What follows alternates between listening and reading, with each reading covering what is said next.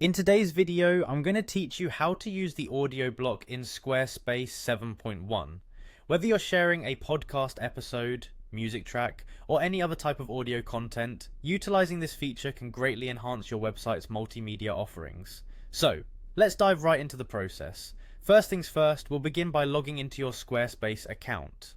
Once you're on the home page, look for the login button, which is typically located at the top right corner of the screen. Click on that to proceed. If you prefer, you can streamline this by using your Google account, which not only saves time but also offers a secure login method.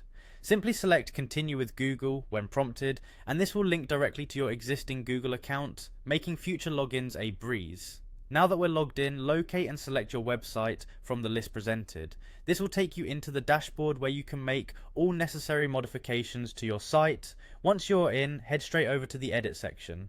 For those unfamiliar, this is where the magic happens. You'll be able to modify current content and structure your site's layout. Navigate over to the edit button and give it a click. Next, we're going to add a block to your page. Find the add block button and click it. This is essentially your toolkit for introducing new features and elements to your web pages, allowing for a tailor-made design approach. With the block menu open, scroll to find the audio option. Click on audio to select an audio block. This is the most straightforward way to embed audio files onto your page, giving visitors the ability to play the files directly from your site.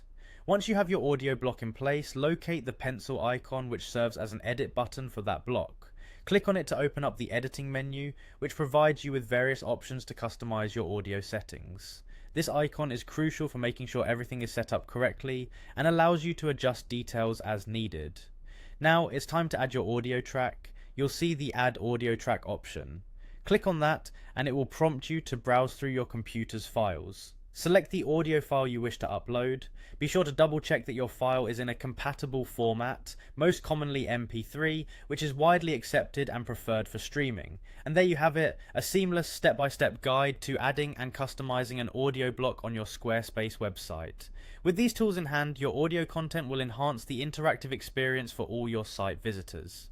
Thanks for following along, and I hope this guide makes your Squarespace journey a little bit easier.